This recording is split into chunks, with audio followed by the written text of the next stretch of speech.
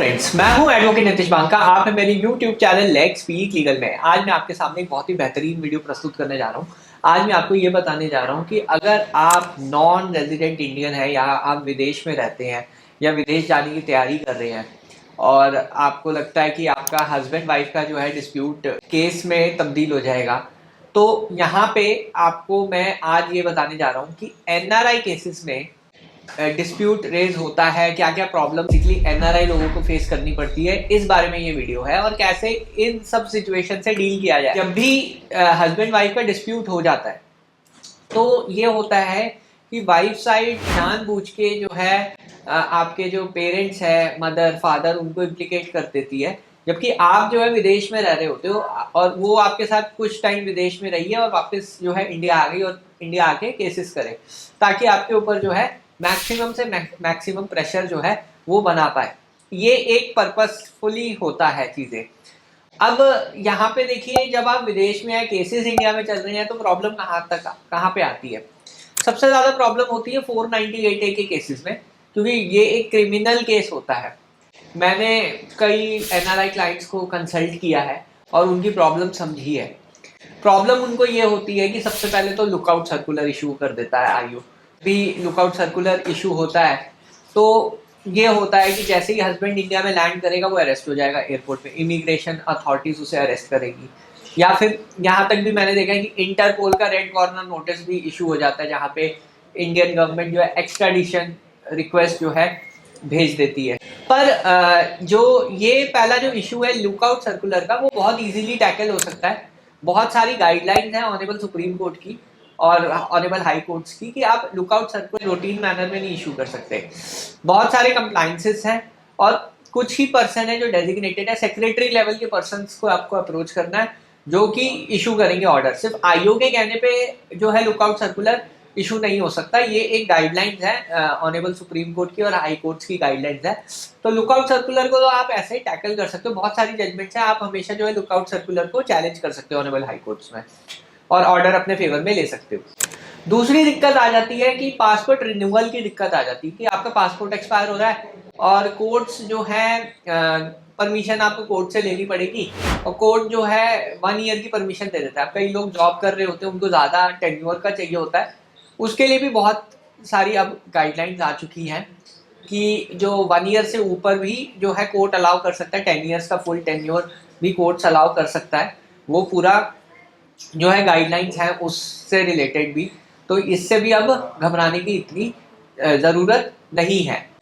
तीसरी चीज़ जो इम्पोर्टेंट है जो जानने की है कि डाइवोर्स। आप ये सोचते हैं कि आपने विदेश में डाइवोर्स अप्लाई कर दिया, विदेश में डाइवोर्स रिट्रीवेबल ब्रेकडाउन ऑफ मैरिज में मिल जाता है बहुत इजीली। कई ऑस्ट्रेलियन कंट्रीज, यूके की कंट्री है, यूएस की कंट्री है, वहाँ पे आपको इरिट्रीवेबल ब्रेकडाउन ऑफ मैरिज के ग्राउंड पे जो है आराम से डाइवोर्स मिल जाएगा। पर यहाँ पे एक और चीज आपको मैं बताने जा रहा हूँ, जब आपको एक बार डाइवोर्स वहां पे मिल गया इरिट्रीवेबल ब्रेकडाउन ऑफ मैरिज पे, वो जो डिग्री है यहाँ पे मान्य नहीं होगी। वो क्यों नहीं होगी? क्योंकि एचएमए या कोई भी हम एक्ट उठा लें, वहां पे ये ग्राउंड अवेलेबल ही नहीं है। जब यहाँ का लॉ अलग है और वहां का लॉ अलग है तो वहां की डिग्री यहाँ पे मान्य नहीं होगी। आपको यहाँ पे जो है जो भी यहाँ पे ग्राउंड है, जैसे क्रूएल्टी का ग्राउंड या डिजर्शन का ग्राउंड है, उस ग्राउंड पे डाइवोर्स लेना पड़ेगा। तो वहां पे डाइवोर्स लेने का आपको कोई फायदा नहीं है। अगर आप विदेश में रहते हैं, वहां का पे अगर आप डाइवोर्स के लिए अप्लाई कर देते हैं तो वो अप्लाई जो है आप कर भी देंगे तो आपको डाइवोर्स जो है बिल्कुल नहीं मिलेगा। एक ये चीज भी मैंने देखी है बहुत एनआरआई के केसेस में कि वो डाइवोर्स के लिए अप्लाई करते हैं, डाइवोर्स नहीं मिलता है। तो ये एक ग्राउंड है जिसपे आपको देखना है कि वहां पे डाइवोर्स लेने का कोई फायदा नहीं है। एलिमनी कई बार सेट कर देते हैं और वाइफ यहाँ आती है, वहाँ यहाँ पे जो है पूरे पूरे मुकदमे जो है आपके ऊपर डल जाते हैं। अब एक और इशू है इम्पाउंडिंग और सीजर ऑफ पासपोर्ट। ये एक बहुत बड़ा इशू है। जब भी आईओ जो है आपका पासपोर्ट जो है इम्पाउंड कर लेता है या कोर्ट आपका पासपोर्ट रख लेता है, कोर्ट और आईओ के पास जो है कोई पावर नहीं है पासपोर्ट को इम्पाउंड करने की। सीज करने की पावर है। सीजर और इम्पाउंडिंग दोनों अलग होते हैं। सीजर का टेम्परेरी लेना होता है, टेम्परेरी आपका पासपोर्ट लिया है वो एक सीजर की कैटेगरी में आता है, उसमें आप एक एप्लीकेशन लगाएंगे तो आपको वापस मिल जाएगा। पासपोर्ट अथॉरिटी के पास पावर है इम्पाउंड करने की या रिवोक करने की। अब जो अगेन इसमें भी कई जजमेंट्स हैं जिसमें पासपोर्ट अथॉरिटी सिर्फ मैकेनिकल मैनर में जो है सिर्फ पेंडेंसी है, 498 ए की पेंडेंसी है, आप पूरा का पूरा पासपोर्ट ही रिवोक कर दो, इम्पाउंड कर दो। सिर्फ हाई प्रोफाइल केसेस जैसे कोई ड्रग्स का केस कर रहा है, कोई मर्डर करके भाग गया है, उस केसेस में जो है कोर्ट कहता है कि आप इम्पाउंड करो या सीज करो, वो फिर भी रेलिवेंट ग्राउंड है। बट एक 498 का केस जिसमें 3 साल तक की पनिशमेंट है, आप इसमें जो है रूटीन मैनर में अगेन इम्पाउंड नहीं कर सकते, सीज नहीं कर सकते।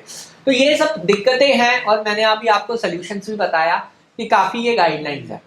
अब अगर आपको ये मेरी गाइडलाइंस चाहिए आपको पूरा विद जजमेंट पैक, तो मेरा एक आप व्हाट्सएप ग्रुप ज्वाइन कीजिए। अभी आपको स्कैनर आ रहा होगा, इसको स्कैन करेंगे तो आप मेरे व्हाट्सएप ग्रुप का पार्ट बन जाएंगे।